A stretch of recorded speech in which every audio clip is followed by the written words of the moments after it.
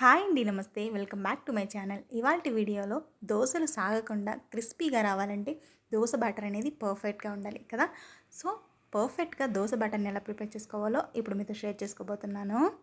ఇలా కరెక్ట్ కొలతలతో దోస బ్యాటర్ని ప్రిపేర్ చేసుకోండి. దోసలు అనేది కరకరలాడుతూ చాలా క్రిస్పీగా ఉంటాయి. సో ఇక లేట్ చేయకుండా ఈ దోసలు కరకరలాడుతూ క్రిస్పీగా రావాలంటే పర్ఫెక్ట్ బ్యాటర్ని ఎలా ప్రిపేర్ చేసుకోవాలో చూసేద్దామా. సో ఫస్ట్ వచ్చేసి దోస బ్యాటర్ కోసం రైస్ని యాడ్ చేసుకోవాలి. సో నేను ఇక్కడ వచ్చేసి 3 గ్లాస్ దాకా రైస్ని యాడ్ చేసుకుంటున్నాను. మీరు ఏ గ్లాస్తో రైస్ని అయితే యాడ్ చేసుకుంటున్నారో సో అదే గ్లాస్తో మిగిలినవి కూడా యాడ్ చేసుకోవాలి. సో 3 గ్లాస్ రైస్కి హాఫ్ గ్లాస్ దాకా మినపగుళ్ళను యాడ్ చేసుకోవాలి. 1/4 గ్లాస్ దాకా శనగపప్పును యాడ్ చేసుకోవాలి. అండ్ అలాగే 1 స్పూన్ దాకా మెంతులను యాడ్ చేసుకోవాలి. మీరు ఈ శనగపప్పుని యాడ్ చేసుకోవడం వల్ల దోసలు కరకరలాడుతూ క్రిస్పీగా వస్తాయి. అండ్ అలాగే మెంతులను యాడ్ చేసుకోవడం వల్ల దోసల కలర్ కానివ్వండి, టెక్స్చర్ కానివ్వండి చాలా మంచిగా వస్తాయి.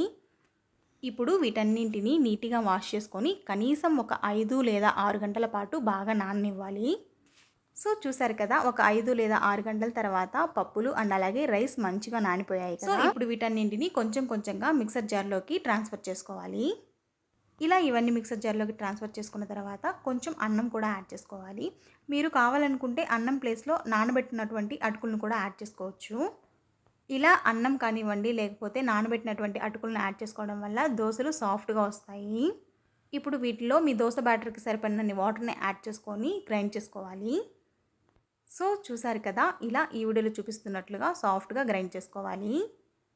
ఇలా దోస బ్యాటర్ని అంతా గ్రైండ్ చేసుకున్న తర్వాత ఓవర్ నైట్ అంతా ఈ పిండినంతా పులియనివ్వాలి.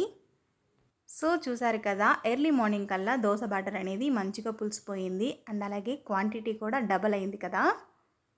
సో చూసారు కదా, దోస బ్యాటర్ అయితే రెడీ అయిపోయింది. ఇప్పుడు ఈ దోస బ్యాటర్లో కొంచెం సాల్ట్ని యాడ్ చేసుకొని దోసలు వేసేసుకోవడమే. మీరు కావాలనుకుంటే ఈ దోస బ్యాటర్లో కొంచెం వంట సోడాని కూడా యాడ్ చేసుకోవచ్చు. నేనైతే ఇక్కడ యాడ్ చేసుకోవట్లేదు.